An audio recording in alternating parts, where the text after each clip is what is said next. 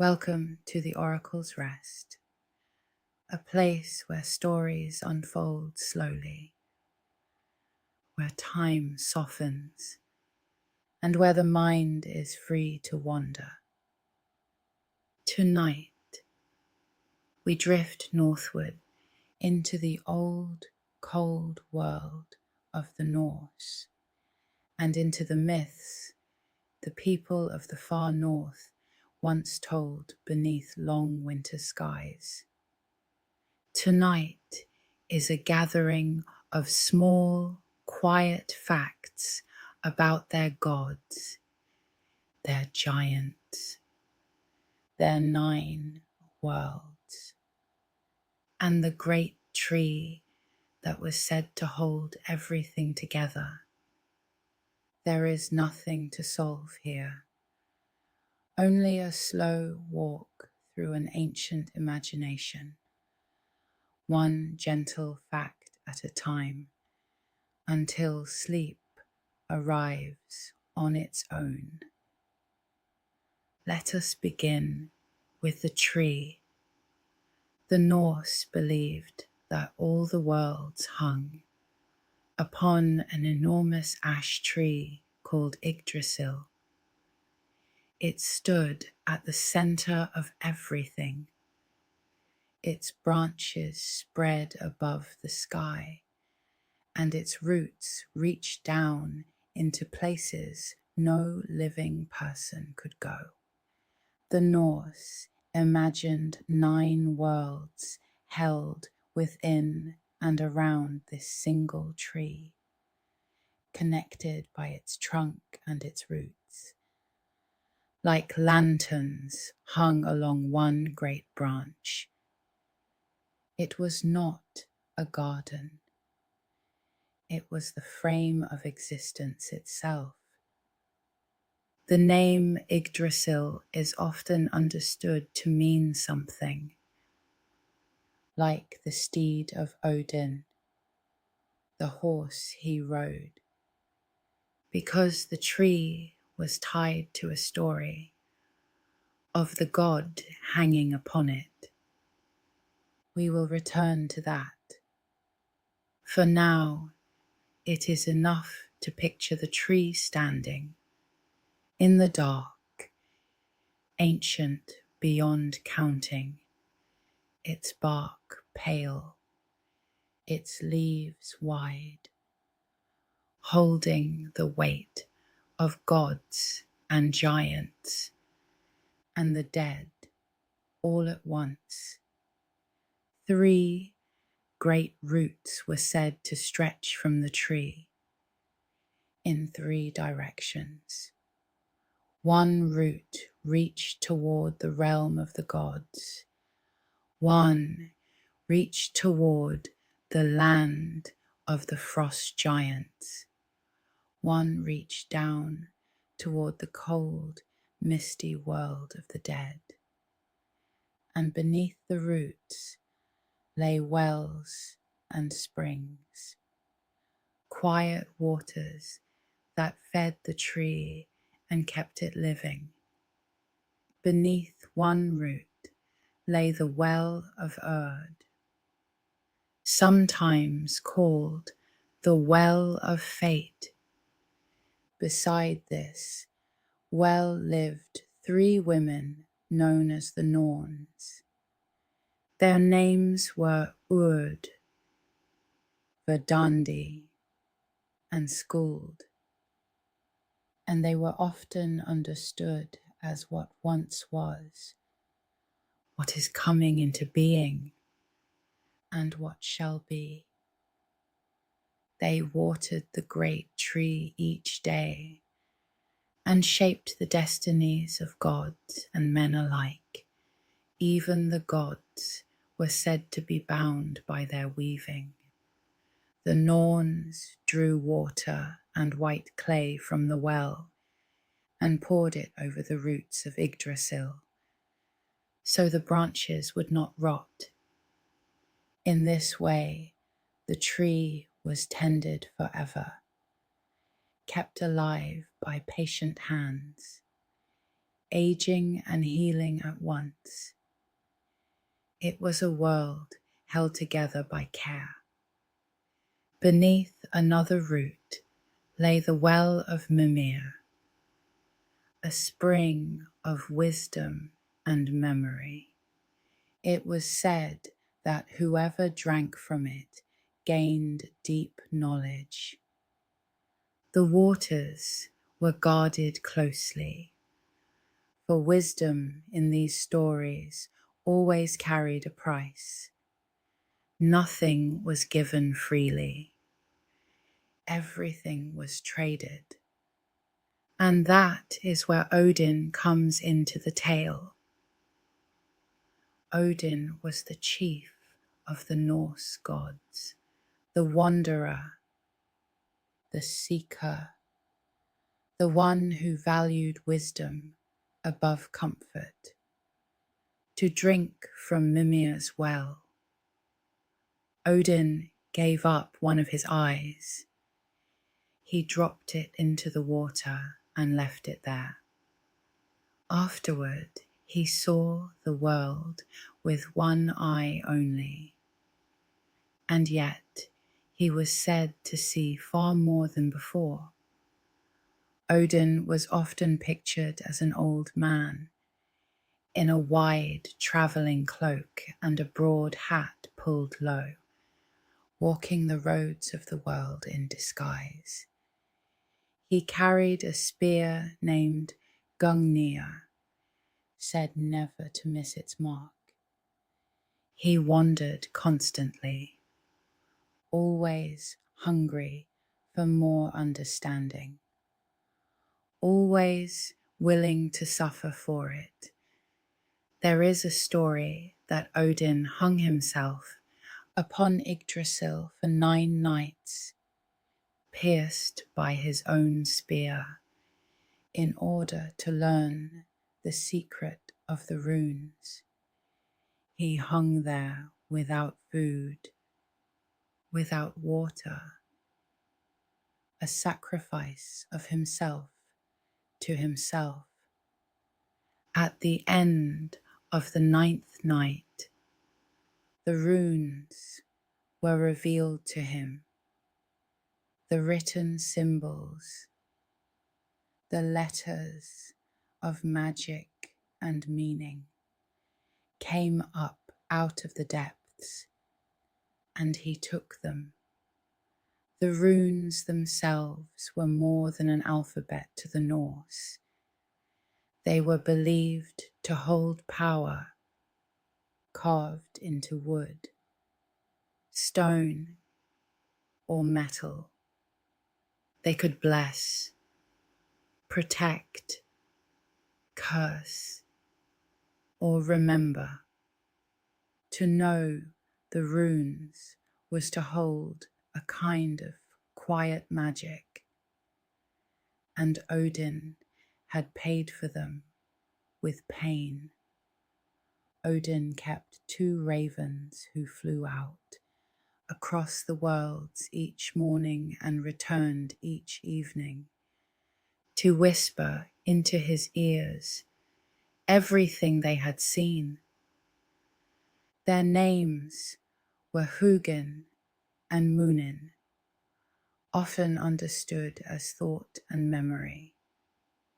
Through them, Odin gathered news from every corner of the 9 worlds while he sat still upon his high seat. That high seat was called Hlidskjalf. From it, Odin could look out and see across all the realms. It was a throne of watching, of quiet observation, and only Odin and his wife were said to sit upon it. Odin also kept 2 wolves at his side, named Geri and Freki. At his feasts he was said to give all his food to the wolves, for he needed no ordinary meat. Wine alone was said to be both his food and his drink. He fed others and lived on almost nothing himself. And Odin rode a remarkable horse named Sleipnir, a grey steed with 8 legs, the swiftest of all horses, able to travel across the sky and the sea and down into the land of the dead. Sleipnir could cross between the worlds where no other horse could go. The parentage of Sleipnir is one of the stranger threads of these myths, and we will come to it, for it belongs to Loki. For now, simply hold the picture, the one-eyed wanderer, the ravens, the wolves, the 8-legged horse, and the spear that never misses.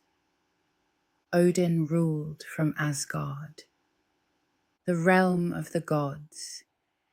Asgard was said to be a high, bright place, a stronghold of halls and towers, home to the family of gods known as the Aesir. It was one of the 9 worlds, and it sat in the imagination of the Norse, somewhere near the top of the great tree. Within Asgard, each of the great gods was said to have a hall of their own. Thor's hall was called Bilskirnir, said to be among the largest buildings ever made, with hundreds of rooms, fitting for the strength of its owner. Baldr's hall was so pure and bright that nothing unclean could stand within it. Freya's hall stood in her wide field, roomy enough to welcome the many dead she gathered to herself. Frigg had her own hall among the still marshes. Asgard was a country of such halls, gold-roofed and quiet between the adventures of its gods. Each day, it was said, the gods rode out from their halls to gather in council beneath the great tree, beside the well of Urd, where the Norns kept their watch. There they held their meetings and settled the matters of the worlds. Most of them crossed the rainbow bridge to reach the well, but Thor did not ride over the bridge, for his thunder and his heat would have set it aflame. Instead, he waded across 4 rivers on foot to reach the gathering. Even the mightiest of the gods took the humble path, when he had to. Between Asgard and the world of humans stretched a bridge. It was a rainbow bridge called Bifrost, shimmering with 3 colors, burning faintly with fire that kept unwelcome travelers away. It connected the realm of the gods to Midgard, the middle world, where people lived. The word Midgard means something close to the middle enclosure. It was the human world, ringed and protected, set between the fire and the ice, between the gods above and the darker realms below. The Norse imagined their own homes and fields and shorelines as part of Midgard, a small lit circle in a vast and dangerous cosmos. The bridge, Bifrost, was guarded by a god named Heimdall. He was the watchman of the gods, and it was said he needed less sleep than a bird. His senses were extraordinary. He could see for great distances, even in the dark, and he could hear grass growing in the fields and wool growing on the backs of sheep. Heimdall kept a great horn called Gjallarhorn. It was said that when the end of the world approached, he would raise this horn and blow a blast so loud it would be heard across all the worlds, calling the gods to their final battle. Until then,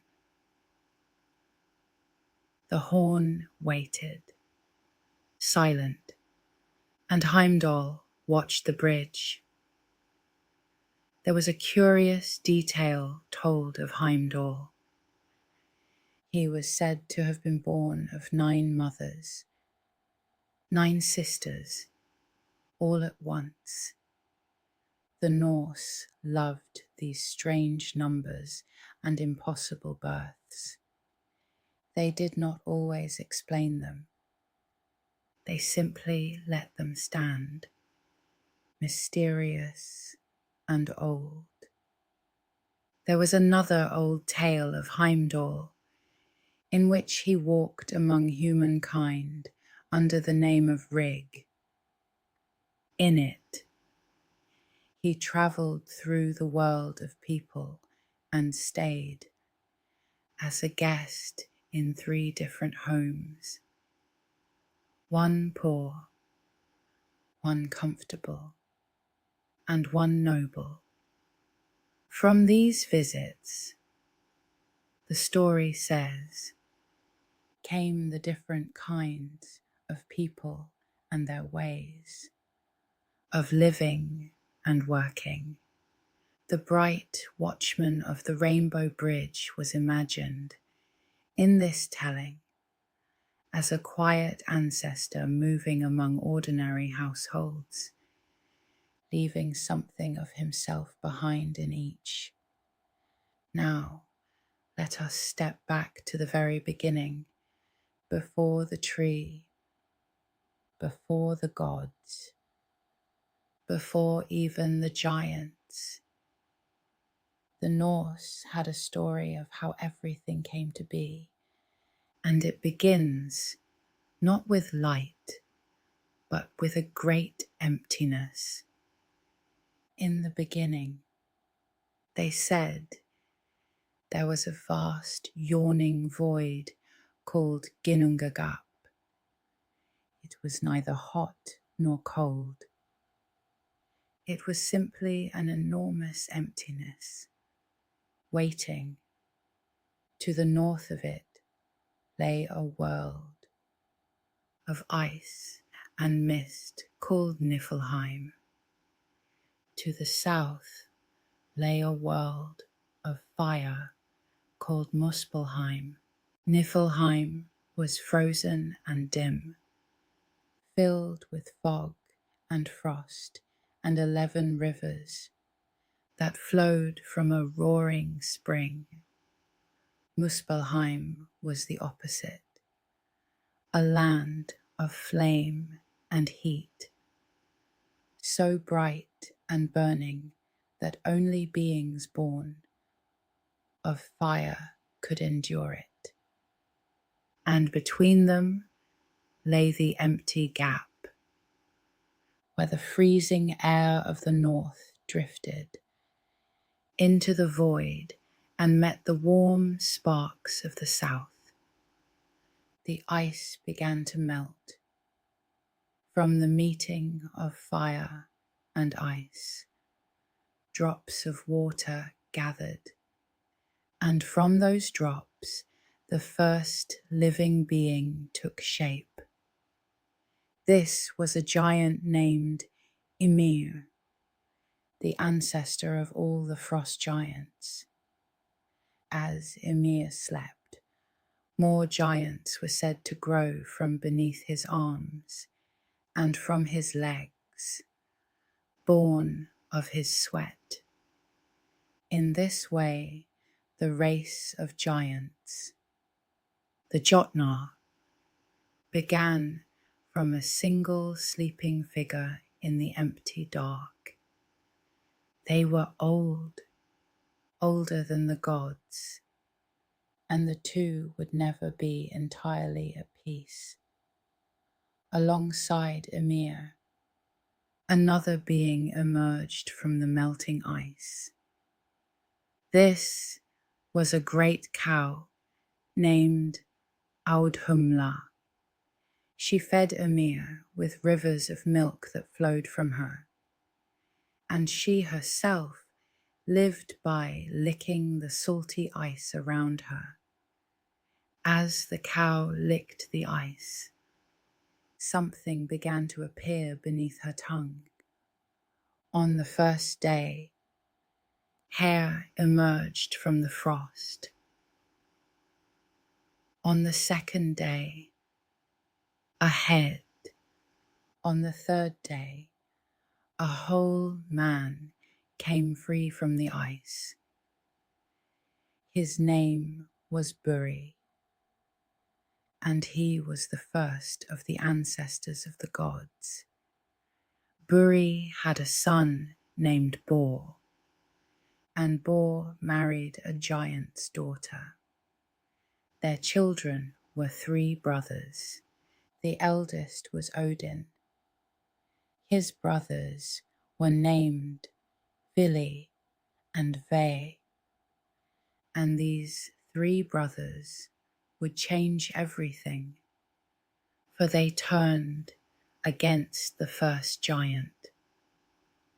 The brothers slew Ymir, the ancient giant, and from his enormous body they made the world. It is one of the oldest images in these myths. Strange and vivid, the world itself was built from the body of a giant. From Ymir's flesh they made the earth. From his blood they made the seas and the lakes. From his bones they made the mountains. From his teeth and broken bones they made the stones and boulders. The rivers and oceans were his blood, and the land was his body laid down flat. From Ymir's skull they made the dome of the sky, lifted high above the earth and held at its 4 corners. And in each of those 4 corners they placed a dwarf to hold it up. Their names were often given as North, South, East, and West, the 4 directions holding the sky in place. From Ymir's hair they made the trees. From his brains, flung into the air, they made the clouds. Nearly everything the Norse could see when they looked around them, the earth, the sea, the hills, the sky, the drifting clouds, was imagined as the remade body of that first sleeping giant. Sparks and embers that flew out of the fiery world of Muspelheim were caught and set into the sky. These became the sun, the moon, and the stars. The bright, wandering lights above were understood as pieces of the ancient fire, placed carefully into the new heavens. The sun and moon were imagined as being pulled across the sky in chariots, and behind them, always chasing, ran two wolves. One wolf pursued the sun, and one pursued the moon. The Norse believed that at the end of the world, the wolves would finally catch them, and the sky would go dark.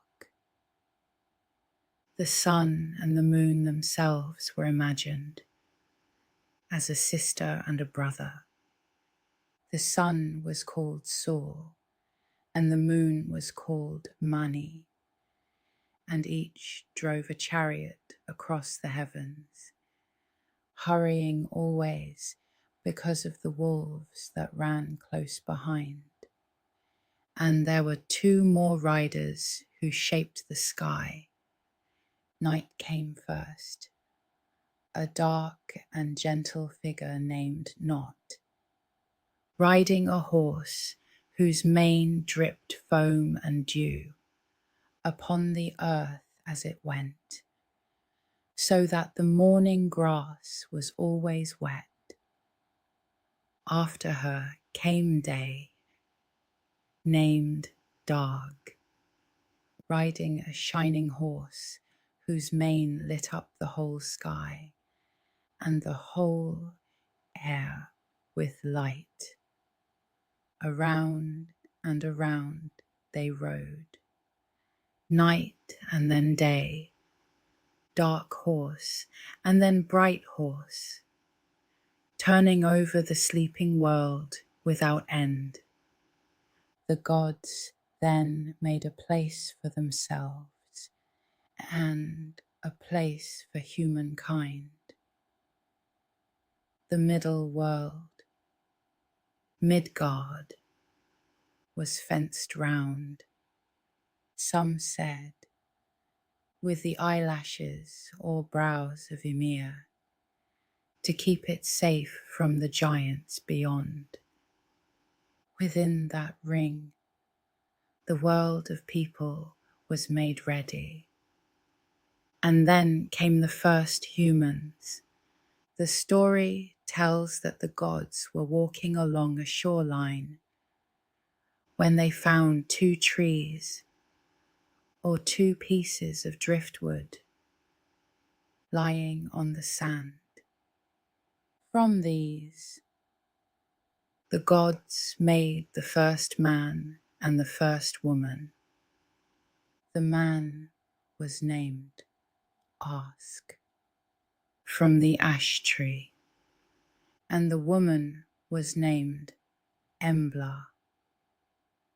The gods gave them the gifts of life.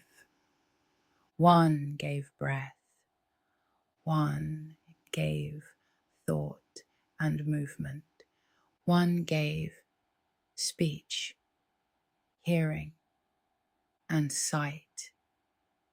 From two silent pieces of wood on a beach, humankind began. So, the Norse imagined themselves as descended from trees given breath, living in a fenced middle world, beneath a sky made of a giant's skull, on an earth made of a giant's body, all of it hanging on the branches of the great ash Yggdrasil. It was a vast and unusual picture of home. Now, let us climb back into the tree and meet its strange inhabitants, for Yggdrasil was full of life.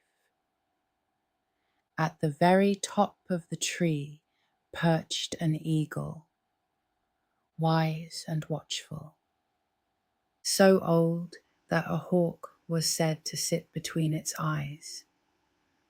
Down among the deepest roots lived a dragon called Nidhogg.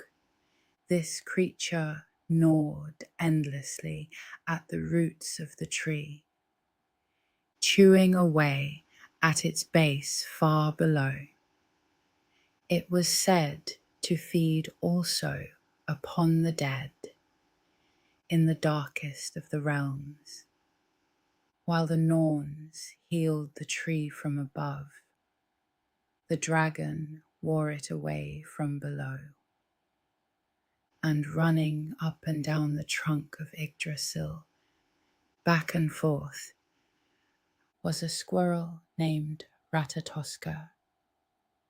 This little creature carried messages between the eagle at the top and the dragon at the bottom.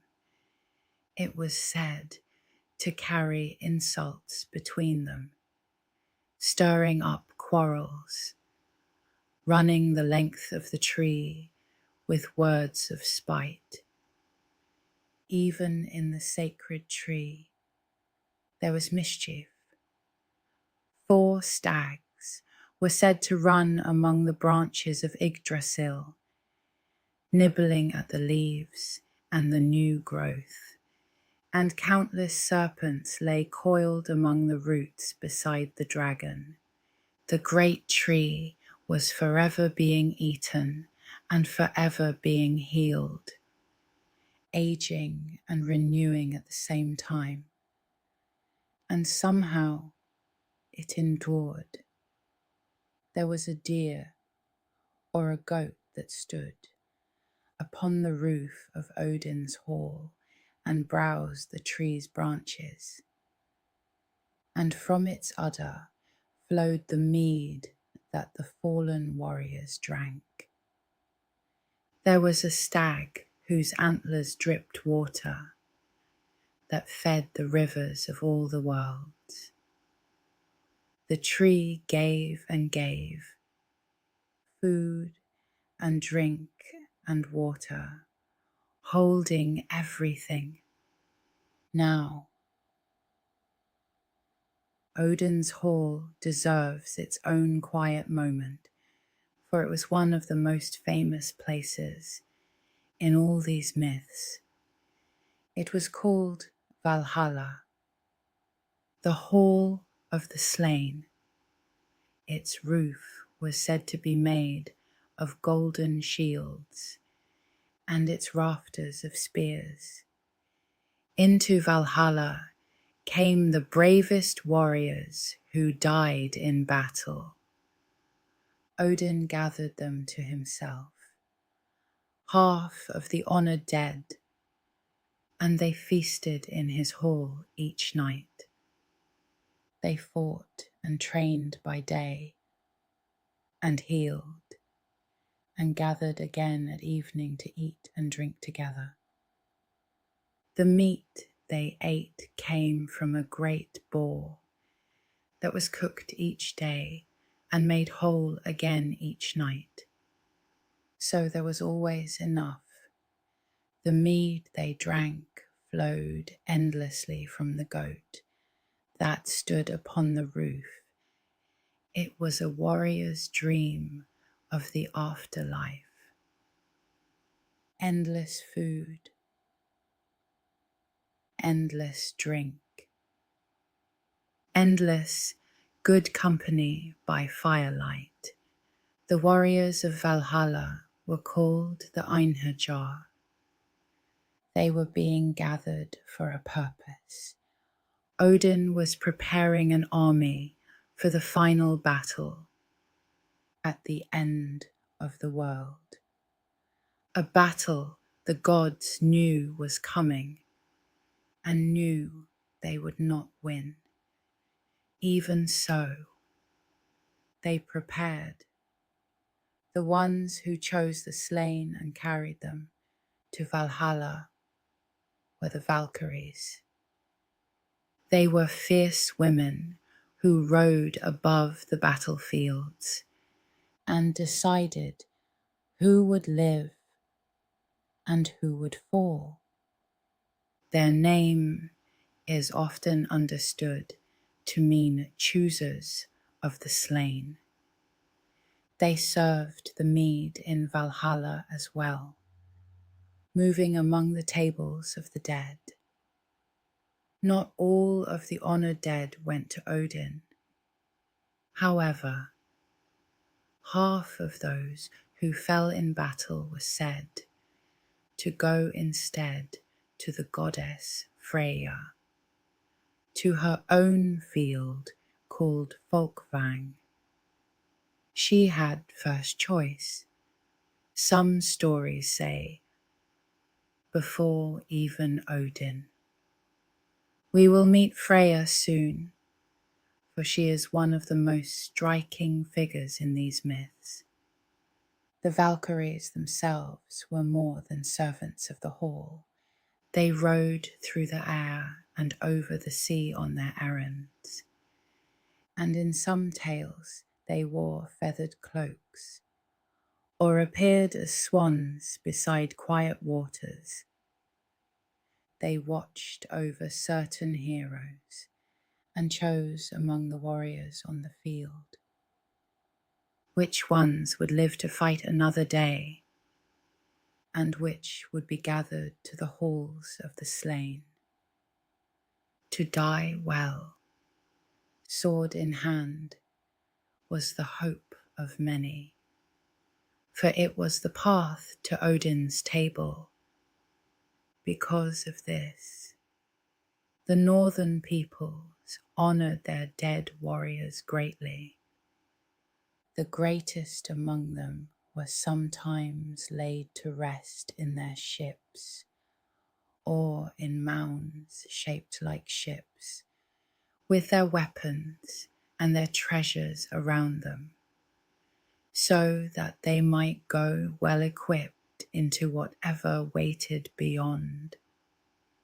The ship carried the living across the cold sea in life, and the Norse imagined it carrying the dead onward as well, out past the edge of the known world. Odin was also connected to a strange and lovely story about the origin of poetry, which the Norse called the Mead of Poetry.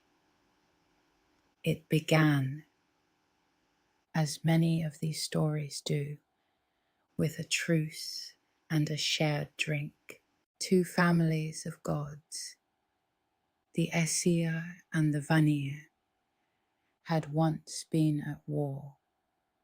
To seal their peace, all the gods spat into a single vessel, and from that mingled spittle they created a being named Kvasir. He was the wisest of all beings, able to answer any question ever asked of him. Kvasir travelled the world sharing his wisdom, but he was murdered by two dwarves. They drained his blood and mixed it with honey, and from this they brewed a magical mead. Whoever drank of it would become a poet or a scholar, gifted with beautiful words and deep understanding. Through a long chain of events, the mead of poetry passed into the hands of a giant who hid it deep inside a mountain, guarded by his daughter. And Odin, ever hungry for what he did not have, set out to win it. Odin worked in disguise, tricked his way inside the mountain, and won 3 nights with the giant's daughter, who guarded the mead. In exchange, she allowed him 3 sips. But Odin's sips emptied all 3 great vessels of the mead entirely. Then Odin turned himself into an eagle and flew away toward Asgard as fast as his wings could carry him, the giant chasing behind in eagle form as well. Odin reached the walls of Asgard and spat the mead into waiting containers the gods had set out. And so poetry came to gods and to people. The Norse believed that the gift of beautiful words had been carried home in the beak of an eagle. Odin went by a great many names, more than almost any other figure in these stories. He was called the All-Father. He was called the Wanderer, the Masked One, the One-Eyed, the Father of the Slain, the God of the Hanged. He collected names the way he collected knowledge, and he wore each one like another of his disguises. He was a god of poetry and wisdom, but also a god of war and of frenzy, of the wild fury that could take hold of a warrior in battle.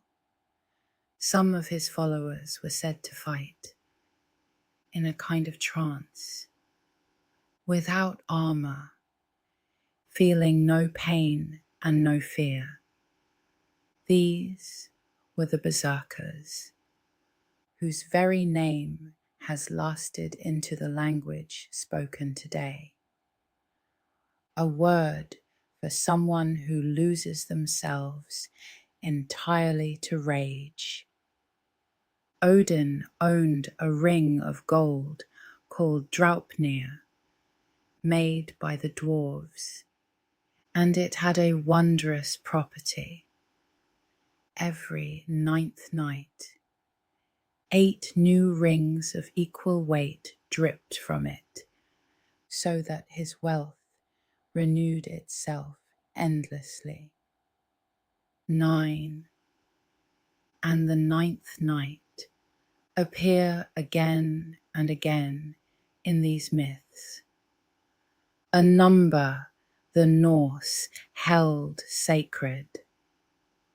Odin hung on the tree for 9 nights. There were 9 worlds. There were 9 mothers of Heimdall. Great sacrifices were held every 9th year. The number returns like a slow heartbeat through all the stories. Now, let us turn to Thor, perhaps the most beloved of all the Norse gods among ordinary people. Thor was the god of thunder, strong beyond measure, protector of both gods and humans against the giants. He was not subtle like Odin. He was direct, powerful, and fierce, and the common folk loved him. Thor carried a hammer called Mjolnir. It was his greatest treasure and his greatest weapon. When thrown, it always struck its target and always returned to his hand. With it, he could level mountains and shatter the skulls of giants.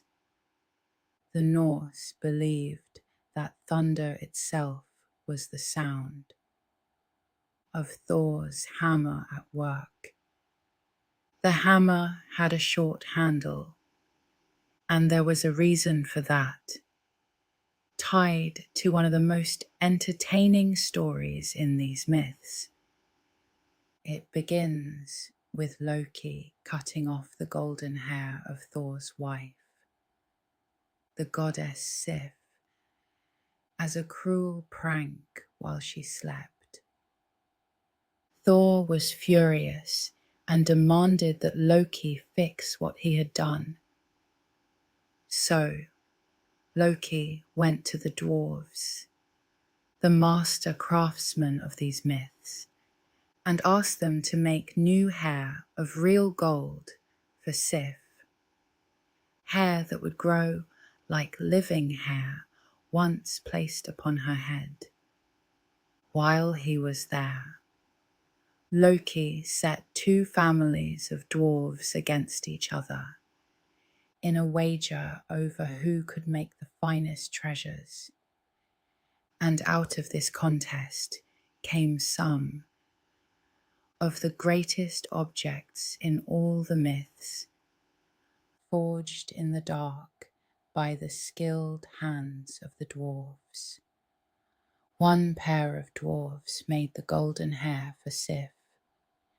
They made a ship called Skidbladnir, which could hold all the gods, yet be folded up small enough to fit in a pocket. And they made a spear, the spear Gungnir, which became Odin's own, the one that never missed. Then the other dwarf brother began his work, and Loki, wanting to win his bet, turned into a fly to disturb him.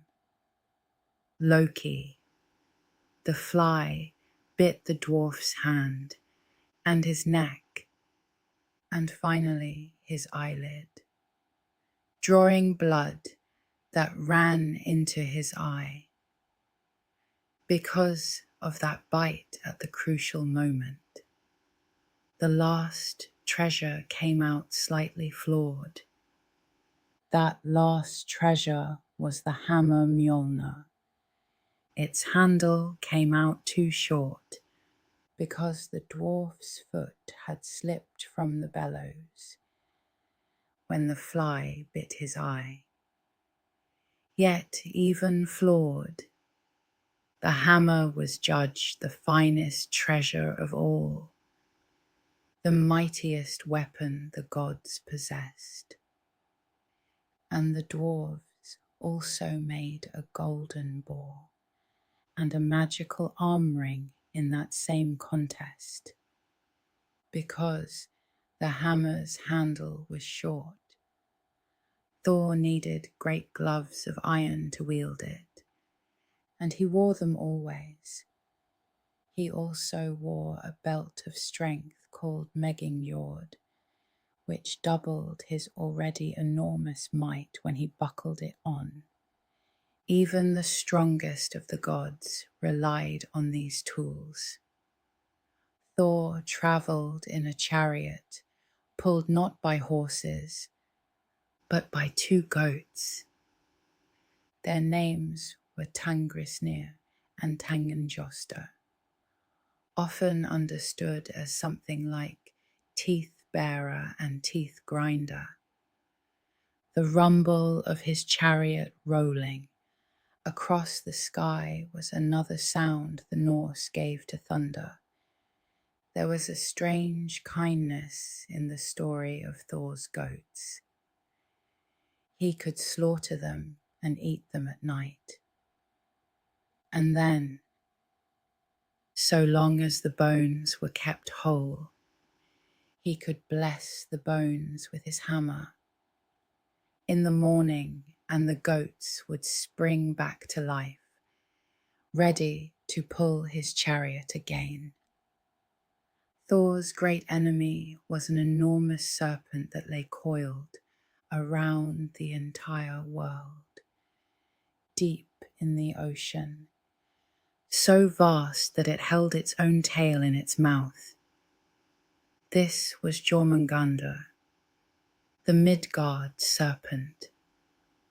Thor and the serpent were destined to face each other and to be the death of each other at the end of all things. There is a famous story of Thor going fishing with a giant, and using an ox head as bait, and hauling up the great serpent itself from the deep. Thor raised his hammer to strike it, but the frightened giant cut the fishing line, and the serpent sank back into the sea. Their final meeting would have to wait for the end of the world. Thor also journeyed once into the land of the giants, to the hall of a giant king, and there he faced a series of contests that turned out to be illusions. He was asked to drink from a horn, and though he drank mightily, the level barely fell. He was asked to lift a cat from the floor, and could raise only one of its paws. He was asked to wrestle an old woman, and she brought him to one knee. Only afterward did the giant reveal the trick. The horn had been connected secretly to the sea, and Thor's great drinks had lowered the ocean's level, creating the tides. The cat had truly been the Midgard serpent in disguise, and Thor had nearly lifted the whole world. The old woman had been old age itself, whom no one can ever fully defeat.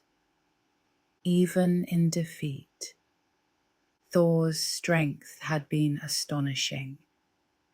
Now we come to Loki, one of the most complicated figures in all mythology. Loki was not exactly a god and not exactly a giant.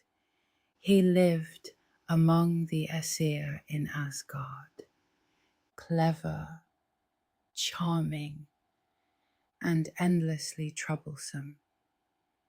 He was a shapeshifter, able to become a fly, a salmon, a mare, a bird, or an old woman as it suited him. Loki caused endless problems for the gods, and yet he also helped them out of danger again and again, often out of trouble he himself had started. He was the trickster, neither wholly good nor wholly evil, a thread of chaos running through every story he touched. Loki was the parent of some of the most fearsome beings in these myths. With a giantess named Angerboda, he had 3 terrible children who would haunt the gods. For ages to come, his first child was the great wolf Fenrir. His second was the world serpent Jormungandr, the same one destined to fight Thor.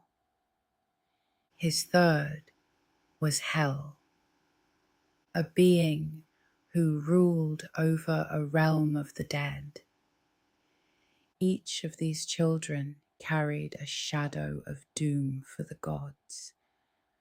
Loki was also, strangely, the mother of Odin's horse, Sleipnir, and the tale of how that came about is one of the oddest in these myths.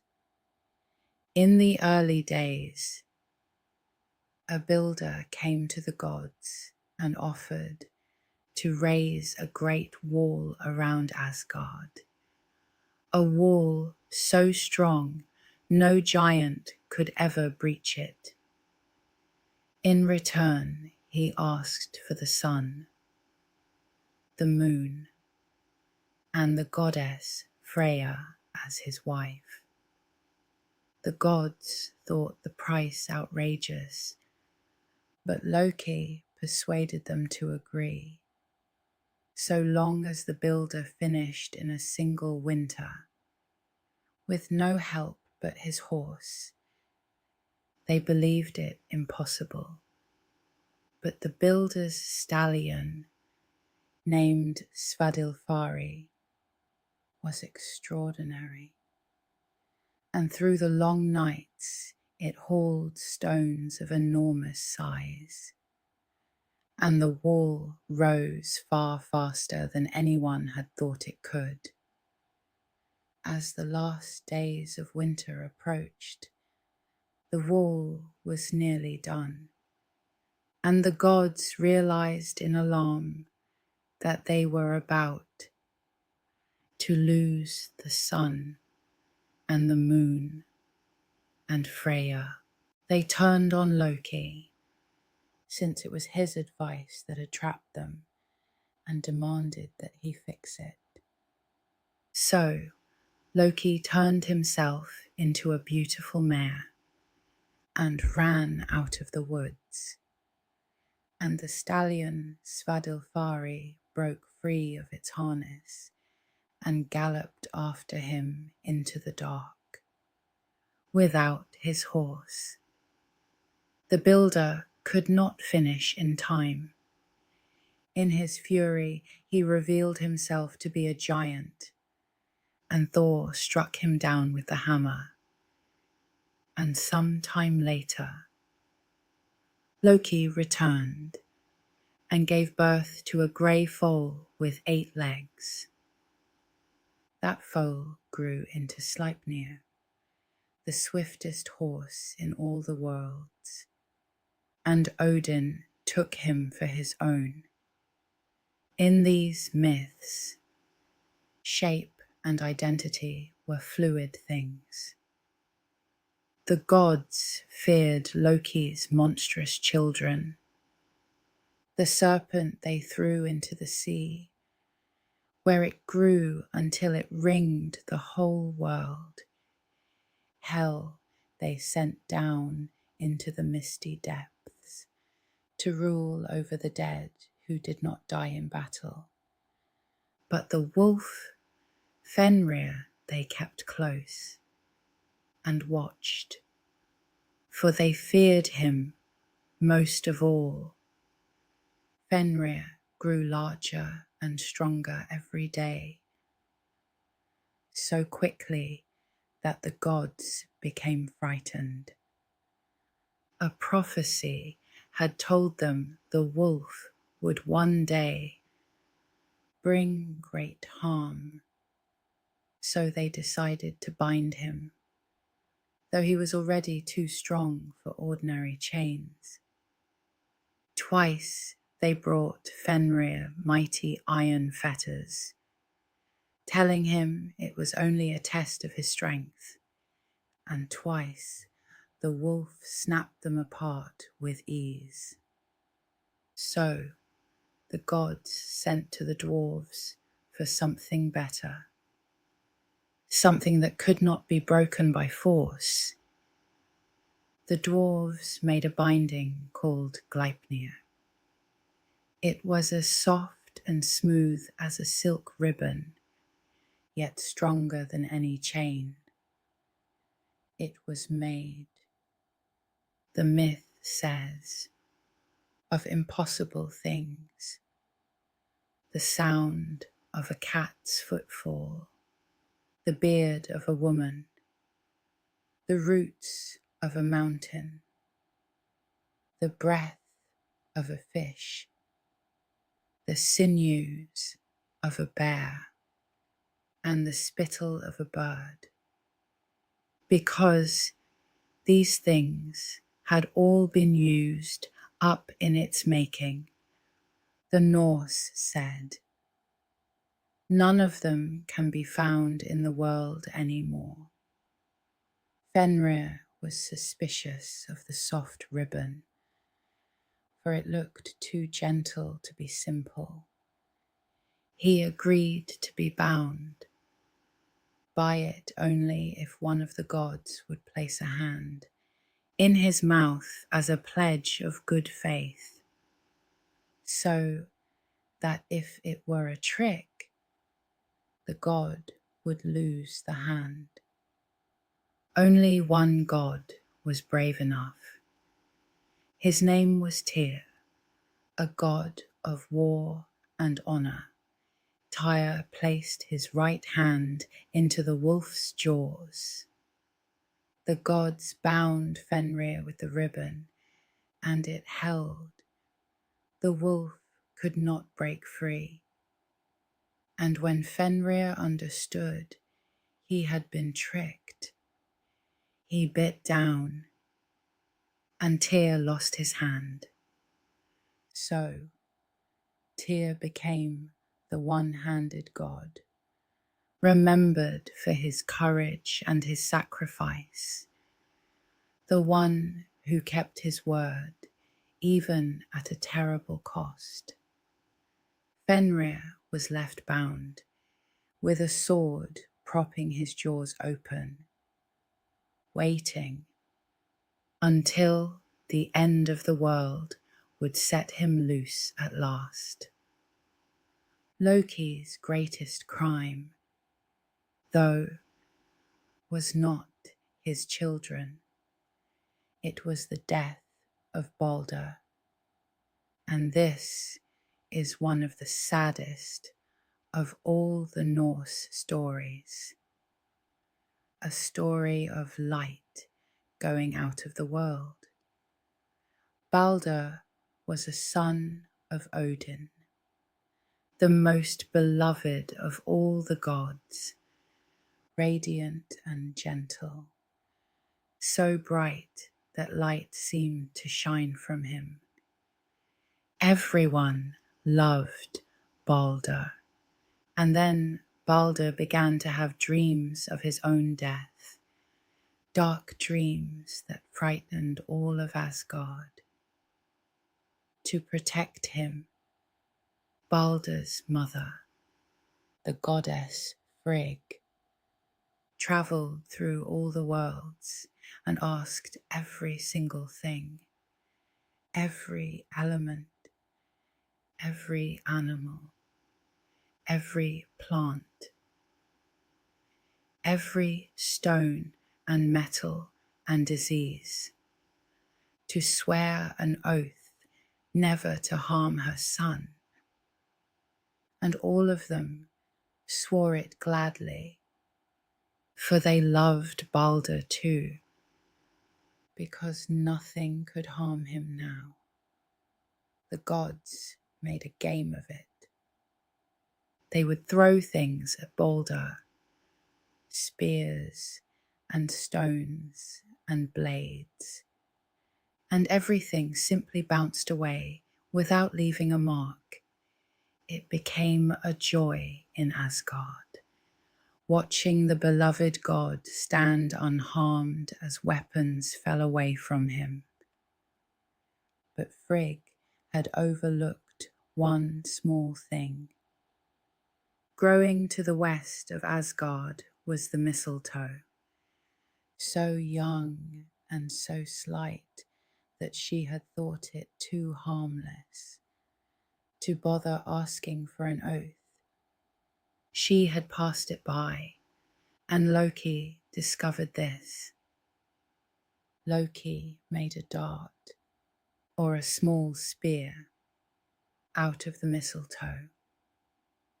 Then he approached Baldr's blind brother, a god named Hodor, who stood apart from the game because he could not see. To throw, Loki offered to guide his hand and gave him the mistletoe dart. Hodor threw, guided by Loki, and the mistletoe struck Baldr, and Baldr fell down dead. The most beloved of the gods was gone, killed by the one thing his mother had forgotten, thrown by his own blind brother, guided by the trickster's hand. A great grief fell over all the worlds. The gods gave Baldr a funeral upon the sea, and it became one of the most vivid scenes in all the myths.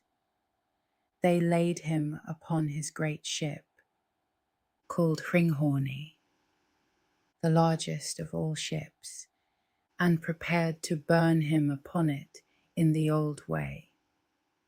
But the ship was so heavy with the pyre that the gods could not push it out into the water. They sent for a giantess named Hyrrokin, who came riding upon a wolf with living serpents for reins. She set her hands to the ship and pushed it out with a single heave, so mighty that the earth trembled and flames sprang from the rollers beneath it. Such was the strength it took to launch the dead god's ship. Baldr's wife, a goddess named Nanna, was so overcome with grief at the sight that her heart broke, and she died, and was laid upon the pyre beside her husband, so that the two would not be parted. Odin leaned close and whispered something into his dead son's ear before the fire was lit, and no one has ever known what words he spoke. It is one of the great, unanswered riddles of the myths. Onto the pyre, Odin also laid his golden ring, Draupnir, the ring that dripped new rings, sending his treasure into the fire with his son. Thor raised his hammer to consecrate the flames, and as the ship burned and drifted out across the dark water, all the gods and many giants stood upon the shore and watched the brightest of them all be carried away by fire and sea. The gods sent a messenger, another of Odin's sons named Hermod, riding down on Sleipnir into the land of the dead, to plead for Baldr's return. Hel, the ruler of that realm, made a bargain. She would release Baldr, she said, but only if every single thing in all the worlds would weep for him, to prove he was truly so beloved. So messengers went out again across the 9 worlds, and everything wept for Baldr. People wept. Gods wept. Animals and stones and trees and metals wept. Even the cold things wept. The way objects weep with moisture in the thaw. Everything in all creation shed tears for the fallen god. Everything but one. In a cave sat an old giantess named Thok, and she refused to weep. Let Baldr stay with Hel, she said. She alone would not cry for him, and because of that one refusal, Baldr could not return. He remained among the dead. Many believed the old giantess was Loki in disguise, working his cruelty to the very end. For this, the gods finally turned on Loki completely. He fled and hid, turning himself into a salmon in a river. but the gods caught him. They bound him deep in a cave, and above him they fixed a serpent that dripped burning venom down upon his face. Loki's faithful wife, Sigyn, stayed beside him and held a bowl above his head to catch the dripping venom. But whenever the bowl filled and she turned away to empty it, the venom fell upon Loki, and he writhed in pain so violently that the whole earth shook. The Norse said that earthquakes were Loki struggling in his chains. There he was to remain, bound and suffering, until the end of the world, when he too would break free and take his place among the enemies of the gods. So the trickster's story turns at the last from mischief into darkness, and toward the final battle that all these threads were leading to. But before we reach the end of the world, let us slow down again and meet the gentler gods and the older family of gods called the Vanir. For the Norse worship two groups of divine beings. The Aesir were the gods of Asgard, gods of war, sky, and rule, the family of Odin and Thor. The Vanir were an older group associated with fertility, the sea, wealth, and the growing of crops. Once the two groups had fought a great war, and afterward they exchanged members to seal the peace and lived together thereafter. The war between the two families of gods was said to have begun with a strange figure named Gulveig, who came to the halls of the Aesir and spoke of nothing but gold and greed. The gods tried to destroy her, burning her 3 times, and 3 times she rose again, alive from the flames. Out of the anger and mistrust this stirred, the first war among the gods broke out. In the end, neither side could win, and so they made peace and traded hostages, and the wisest and gentlest of the Vanir came to live in Asgard for good. Among the Vanir who came to live in Asgard was Njord, a god of the sea, of wind, and of wealth. Sailors and fishermen prayed to him for calm waters and safe voyages and good catches. He was calm and prosperous, a giver of plenty. Njord's children were 2 of the most important of all the gods, a brother and a sister, Freya and Freya.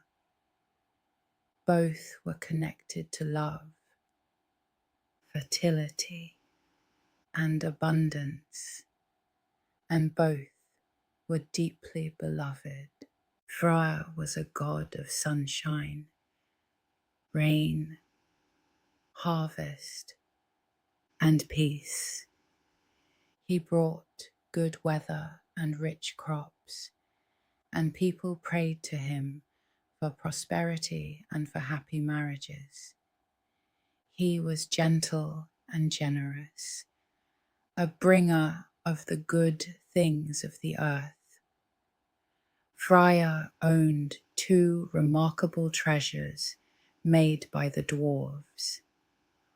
One was the folding ship Skidbladnir, large enough for all the gods, yet foldable, to fit in a pouch, and always finding a fair wind the moment its sail was raised. The other was a golden boar named Gullinbusti, with glowing bristles that lit the darkest night, able to run across the sky and the sea faster than any horse. There is a tender story of Freyr falling in love. From Odin's high seat, he once looked out and saw a beautiful giantess named Gerd, glowing so brightly that the air and sea shone around her. He fell into a deep lovesickness and could not eat or sleep.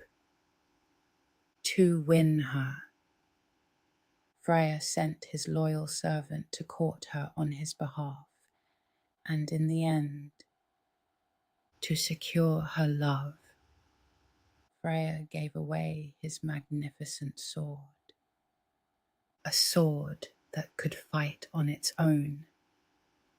Because he gave up that sword for love, the myths say Freyr would have no weapon at the end of the world and would fall for want of it.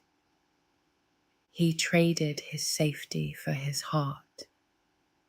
Freyja, his sister, was perhaps the most powerful goddess in all the Norse myths. She was a goddess of love and beauty, but also of war, death, magic, and gold. She was not gentle only. She was fierce and independent, and she moved through the myths as she pleased. Freyja rode in a chariot pulled by 2 large cats. She owned a cloak of falcon feathers that let her fly through the air in the shape of a bird, and she often lent it to the other gods when they needed to travel quickly. Loki borrowed it more than once. Freyja's greatest treasure was a necklace of astonishing beauty called Brisingamen, forged by dwarves. It shone like nothing else, and it became one of the most famous objects of the myths, a symbol of her radiance and her power. Freyja was also a mistress of magic. She practiced a form of Norse sorcery called Seder, a kind of magic that could see into fate and shape it. It was said that she taught this magic to the other gods, even to Odin himself. The wandering wisdom seeker learned some of his deepest arts from her, and Freyja wept tears of red gold when she was sad, for her husband often wandered far away, and she missed him and searched for him across the worlds. Her tears became gold and amber. In these myths, even sorrow could turn to something precious and shining. The wife of Odin and the queen of the gods was Frigg, whom we met in the story of Baldr. She was a goddess of marriage, motherhood, and the home, and she was said to know the fate of all things, though she rarely spoke of what she knew. She sat and spun and kept her silence and carried the weight of her knowledge quietly. There were many other gods and goddesses in the wide Norse family, each with their own small domain. There was Bragi, the god of poetry, with runes carved upon his tongue, wise and eloquent, the singer of the gods. Bragi's wife was Idun, and hers was one of the most important roles of all. Idun kept a supply of magical apples, and these apples kept the gods young. Without them, the gods would begin to age and grow old like anyone else. She guarded youth itself in a simple basket of fruit. There is a story of Idun being stolen away by a giant with Loki's unwilling help, and how the gods began to grow grey and wrinkled and weary in her absence. They forced Loki to fix it, and he borrowed Freya's falcon cloak, flew to the giant's home, turned Idun into a nut, and carried her home in his claws. Youth was restored, and the gods grew bright again. That same story gave the gods a new companion. The giant who had stolen Idun was killed, and his daughter, a giantess named Skadi, came to Asgard in armor, demanding recompense for her father's death. She was a goddess of winter, of skiing, of the high, snowy mountains and the hunt. To make peace, the gods offered Skadi a husband, but they told her she must choose him by looking only at the feet of the gods. She chose the most beautiful feet, hoping they belonged to the radiant Baldr. But the fine feet belonged instead to old Njord, the sea god. And so the winter giantess and the sea god were wed.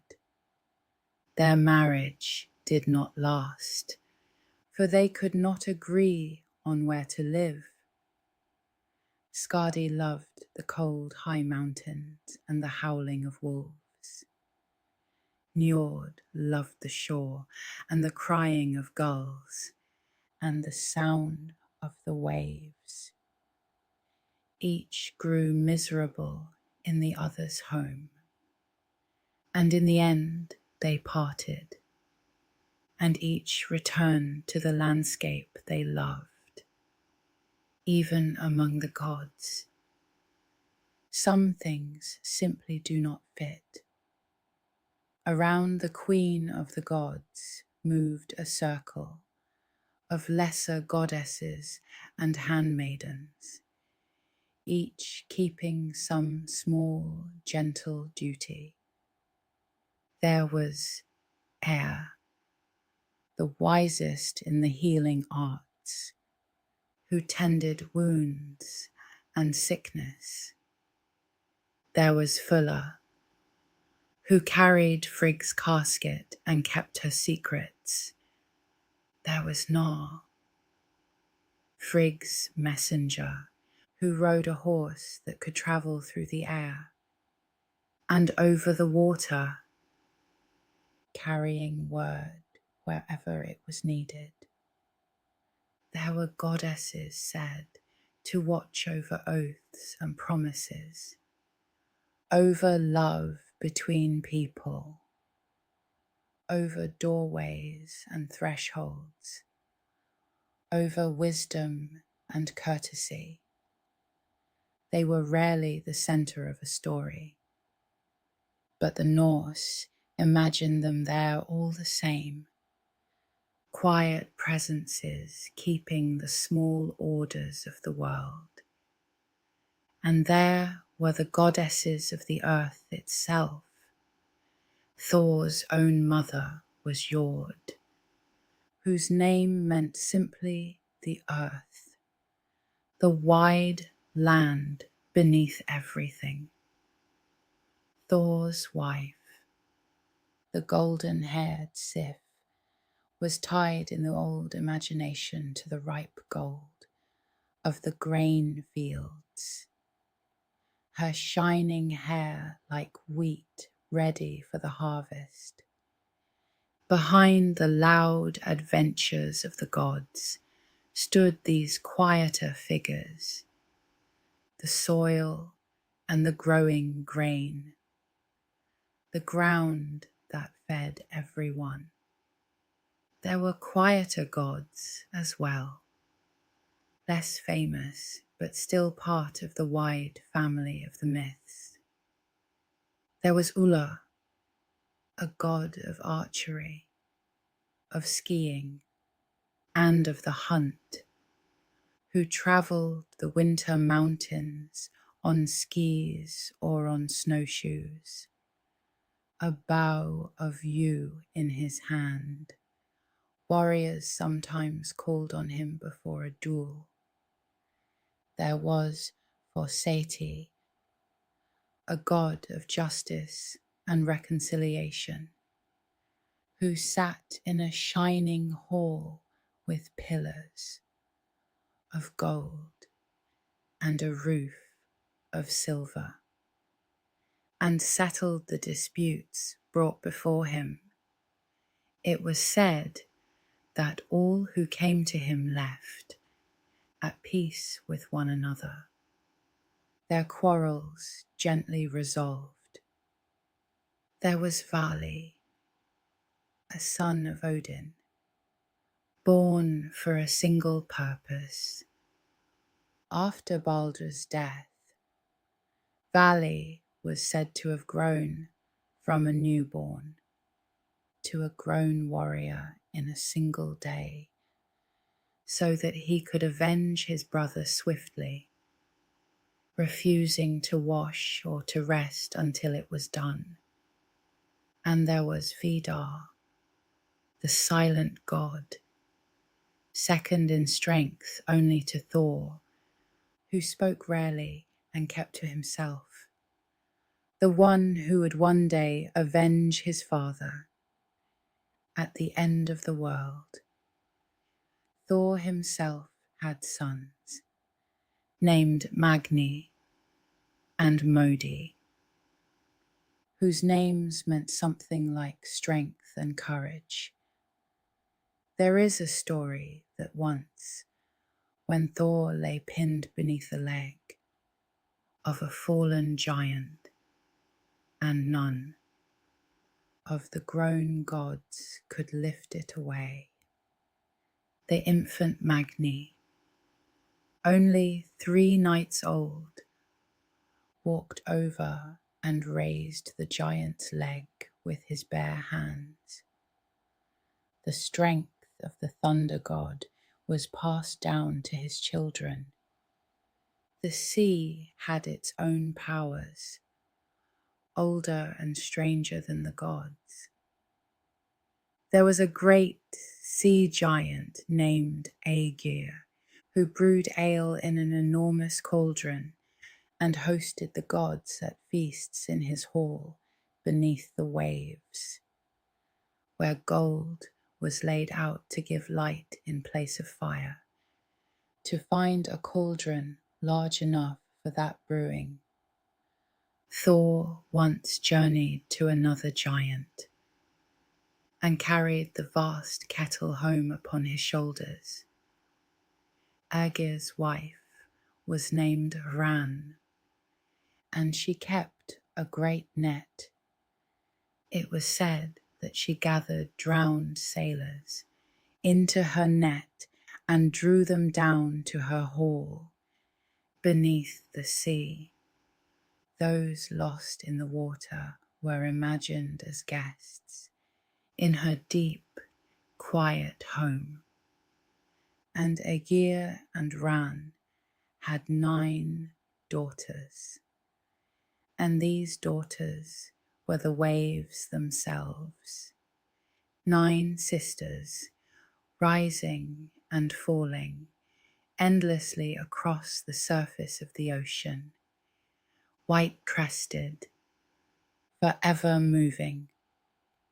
The dwarves, who made so many of these treasures, lived deep underground and inside stone, master smiths and craftsmen. Almost every great object in these myths came from their forges, hammered out in the dark. They were said to have first taken shape as maggots in the flesh of the giant Ymir, and then been given the form and wit of people. Some of the finest jewelry, weapons, and magical items in the 9 worlds were dwarf work. Thor's hammer, Odin's spear and his arm ring, Freya's ship and boar, Freya's necklace, Sif's golden hair, and the ribbon that bound the wolf. When the Norse admired fine craftsmanship, they imagined it echoing the work of these hidden smiths. The giants, the Jotnar, lived in their own world called Jotunheim, a wild land of mountains, forests, and cold. They were the ancient rivals of the gods, older than them, and yet the line between the two was not always sharp. Gods married giants. Giants gave birth to gods. Odin's own mother was a giant's daughter. Some giants were monstrous and hostile, forces of frost and chaos. Others were wise and old and even friendly. Mimir, the guardian of the well of wisdom, was one such ancient being, so wise that even Odin sought his counsel. In one story, after a war, Mimir was beheaded, and Odin preserved his head and kept it, and spoke with it to gain its knowledge.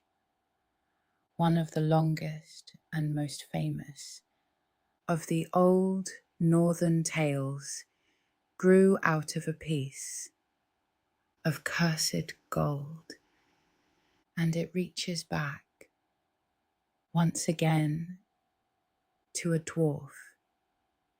It began when the gods, Odin and Loki, and another god were traveling, and Loki killed an otter beside a river, not knowing that the otter was really the shape-changed son of a certain man. To pay for the death, the gods were required to cover the otter's skin entirely with gold, inside and out, leaving no hair showing. To gather enough, Loki caught a dwarf named Andvari, who lived beneath a waterfall in the form of a fish and hoarded a great treasure. Loki took all of it, and Andvari tried to keep back a single golden ring. But Loki seized even that as he lost the last of his gold. Andvari laid a curse upon the ring that it would bring ruin and death to everyone who ever owned it. The gold paid the ransom, but the curse went with it. The man who received it was soon killed, for the treasure by his own sons. One of those sons, named Fafnir, was so consumed by greed that he took all the gold for himself and turned into a great dragon to guard it. Lying coiled upon his hoard in the wilderness, breathing poison, letting no one near. Years later, a young hero named Sigurd was raised by Fafnir's own brother, a smith named Regan, who longed for the gold and urged Sigurd to slay the dragon.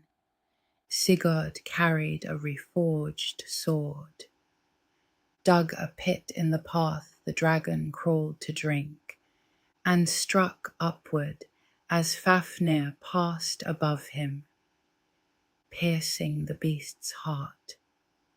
As the dragon died, it warned Sigurd that the gold was cursed, but the young hero did not turn back. Then Sigurd roasted the dragon's heart and touched it to see if it was cooked, and burned his thumb, and put his thumb to his mouth. The moment the dragon's blood touched his tongue, he found he could understand the speech of birds. And the birds in the branches above were speaking of how Regan meant to betray him. So Sigurd was warned in time, but the cursed treasure was never done taking from those who held it, and it would tangle the rest of his story in sorrow. That same tale carried one of the most famous of the Valkyries, a shield maiden named Brynhild, whom Odin had punished for her disobedience by pricking her with a sleep thorn and setting her upon a mountain, ringed round with fire, to sleep until a hero brave enough to ride through the flames should come and wake her. In time, Sigurd was that hero who crossed the fire, yet even a love won so bravely could not escape the curse. Upon the gold, and beneath everything, in the cold and the mist, lay the realm of the dead, who did not fall in battle. It was called Helheim, ruled by Loki's daughter, Hel. She was said to be half one colour and half another, half living and half corpse-like, presiding over a quiet, dim hall for those who died of sickness or old age. Her hall was a sombre place, not a punishment exactly, simply the ordinary end for ordinary deaths, far from the golden shields of Valhalla. The Norse imagined most people going there into the mist, into the long quiet, watched over by the strange, half-dark goddess. The road to that realm of the dead was long and dark, running downward and northward for many days. Along the way ran a river, and over the river stretched a bridge called Yallabru, roofed with shining gold, guarded by a maiden named Modgud, who asked each traveller their name and their errand. When Hermod rode down to plead for Baldr, it was this bridge he crossed, and his horses' hooves were said to thunder louder than a whole company of the living. At the very gate of the realm waited a great hound, blood-stained and watchful, keeping the dead within and the living out. The Norse imagined death not as a sudden door, but as a long, quiet journey downward, into mist, across a golden bridge, past a watching hound, into stillness. The hall of the dead was given grim and homely names in the old poems. The plate there was called hunger, and the knife was called famine. The threshold was named for stumbling, and the bed for sickness. These were not tortures, only the plain furnishings of the dim place where most of the dead would go. It was a sombre imagination, but not a cruel one. It was simply the long rest at the end of an ordinary life. So we have the 9 worlds held on the tree, Asgard of the gods, Vanaheim of the Vanir, Midgard of humans, Jotunheim of the giants, and the others, the world of light elves and the world of dark elves or dwarves, the fiery Muspelheim, the icy Niflheim, and the misty land of the dead. 9 worlds, 1 tree, all of it slowly turning toward a single ending that the gods could see coming and could not stop. The elves had their own place among the worlds, though the myths tell us less of them. The light elves were said to live in a fair realm called Alfheim, brighter than the sun to look upon, lovely and shining beings. That realm was given in one story as a gift to the god Freya when he cut his first tooth. The dark elves, sometimes named alongside the dwarves, lived below the earth in stone and shadow, between the shining ones above and the hidden ones below. The imagination of the Norse filled every layer of the great tree with life. For the Norse believed that even the gods would die. This is one of the most striking features of their myths. Their gods were not eternal and untouchable. they lived under a prophecy of their own doom, and they knew it, and they carried on anyway. That ending had a name. It was called Ragnarök, the fate of the gods, the twilight of the gods, the end and the renewal of all things. The signs of Ragnarök were told in advance. First would come a terrible winter, a winter with no summer between its seasons. 3 long winters joined together with no warmth in between.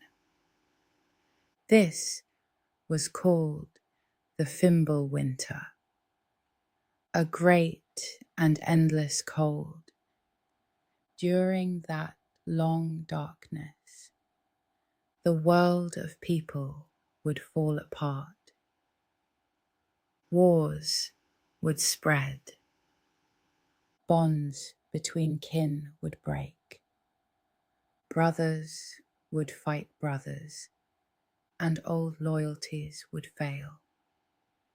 It was imagined as a time when the warmth of both the sun and of human kindness would grow thin and fade.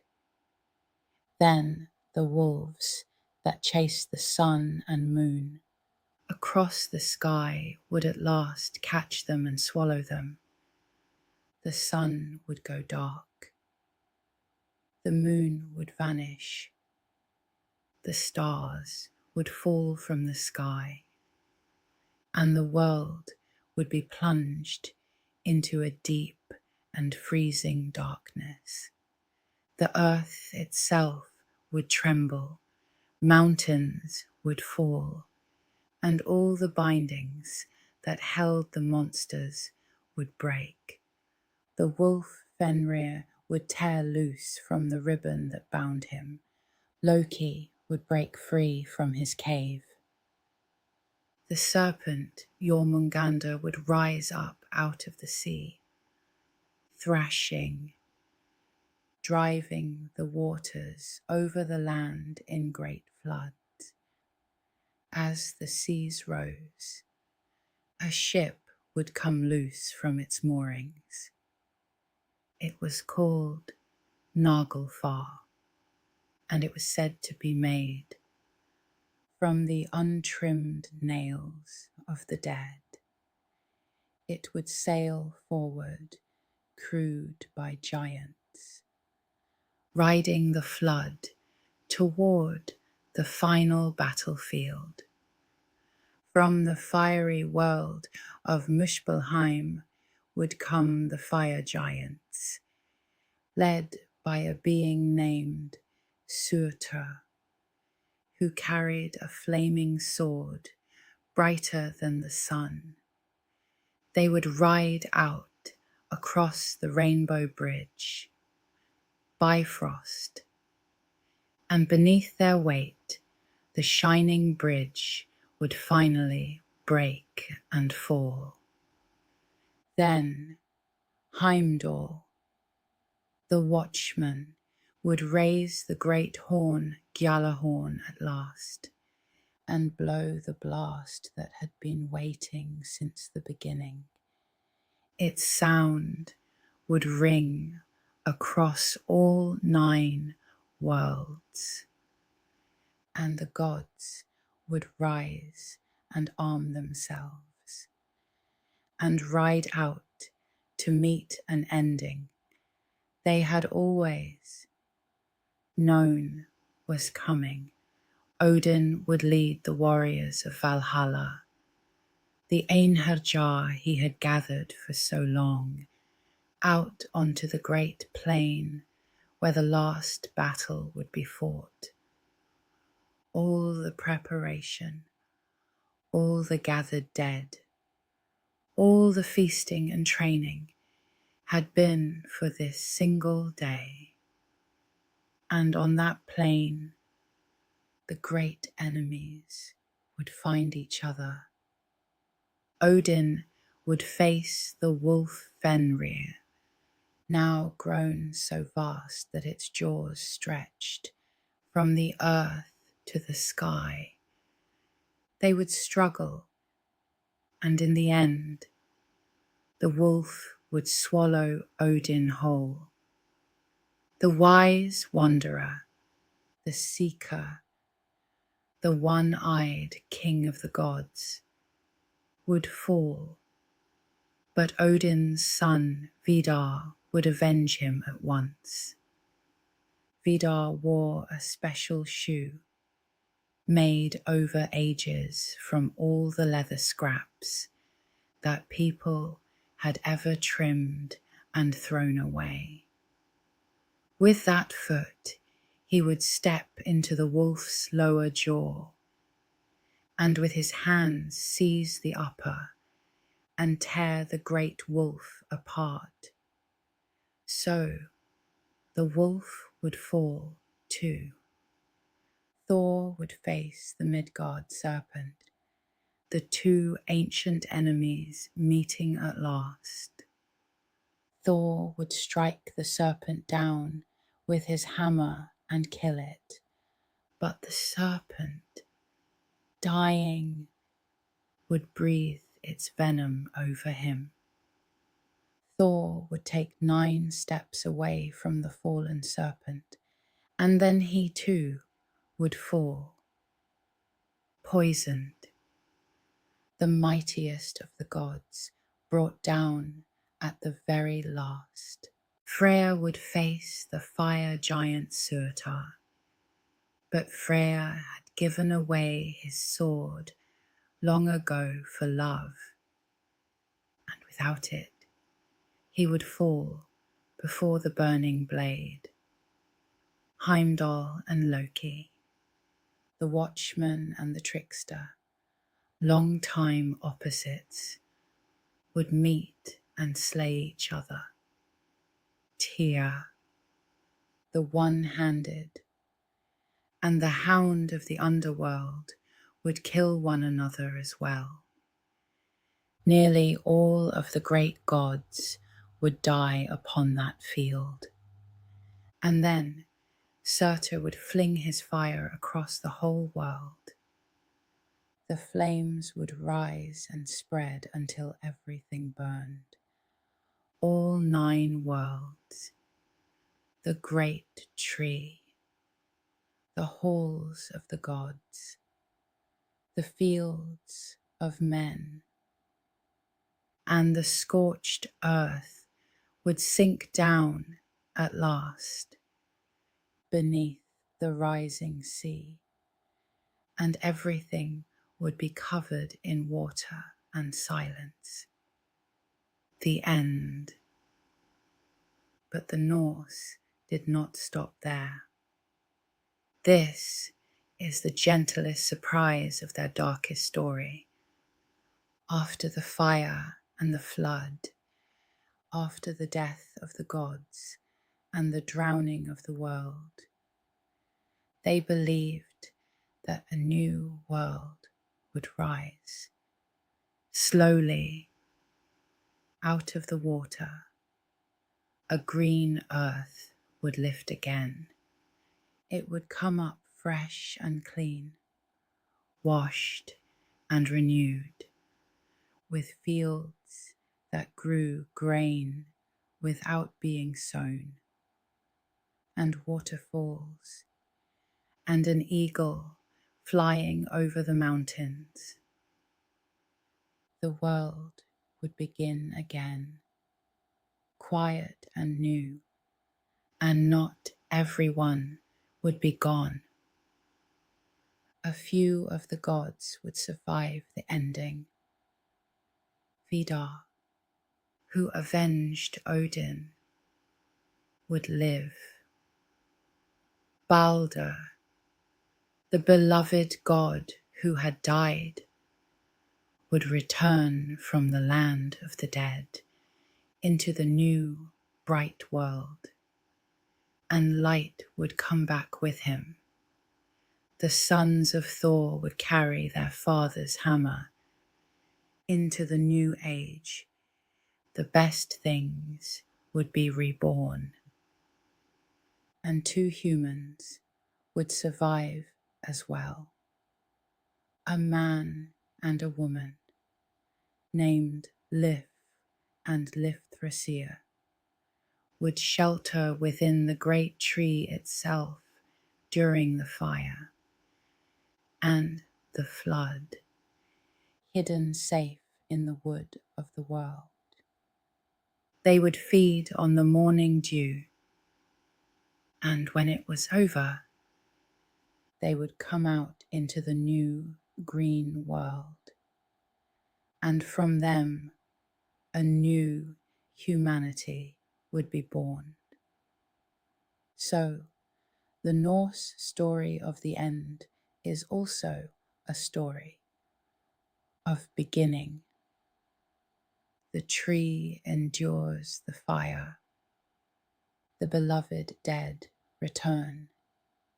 The survivors step out onto fresh grass beneath a new sun, which the myths say the old sun had borne as a daughter before the wolves took her, so that even the light is renewed.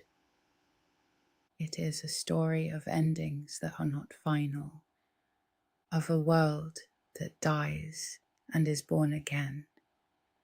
And so we come back to where we began, to the great tree standing quietly in the dark, holding all the worlds, watered by the Norns, gnawed by the dragon, run over by the little squirrel with its messages, browsed by the 4 soft-eyed stags, aging and healing at once, enduring. There was one more thing the Norse imagined on the wildest winter nights, when the wind howled across the snow and something seemed to move in the darkness overhead. They spoke of a great host riding through the night sky, led by Odin himself upon his 8-legged horse, sweeping across the clouds with hounds and horns, and the rush of unseen riders. This was the wild hunt. To hear it passing overhead on a storm-dark night was a fearful thing, and people stayed indoors and kept close to the fire until the sound had gone by. Even the roar of a winter storm, to the old northern mind, might be the god and his riders passing over the sleeping world.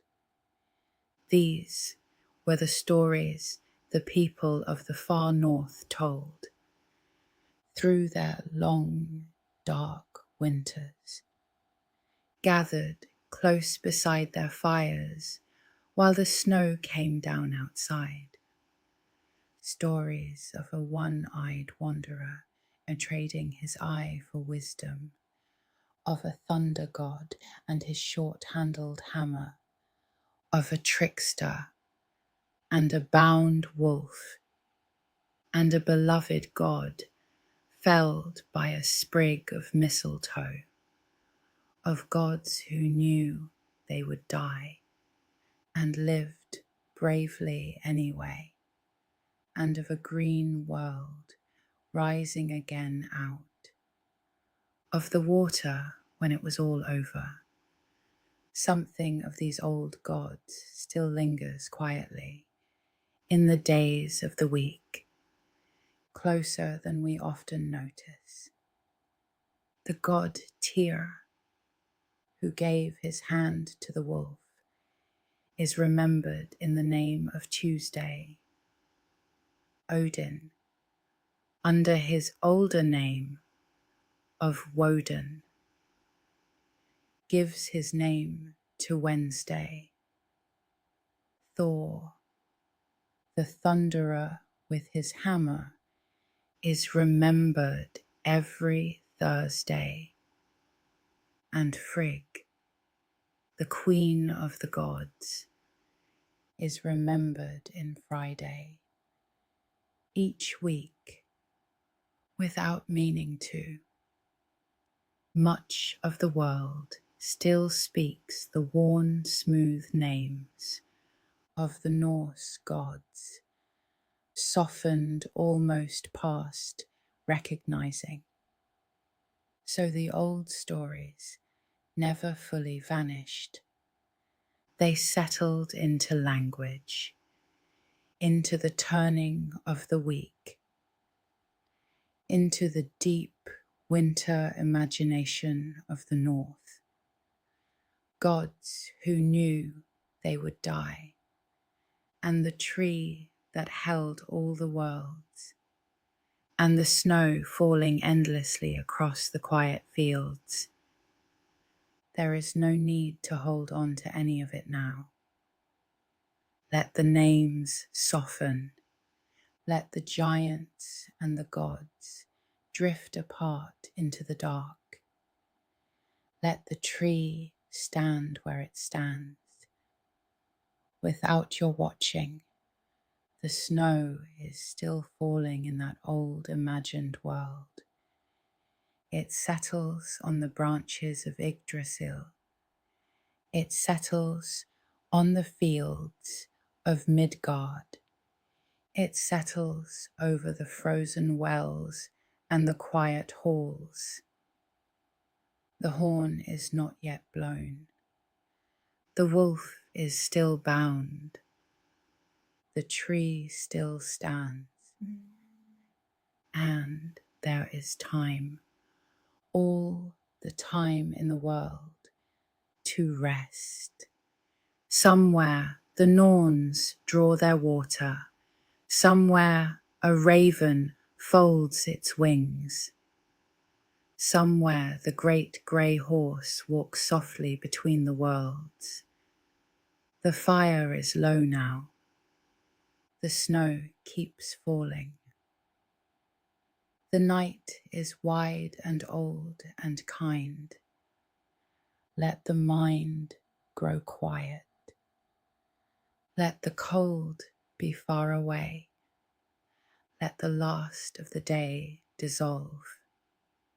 Snow on the branches, water in the well, moonlight on the old tree. Stillness now, rest.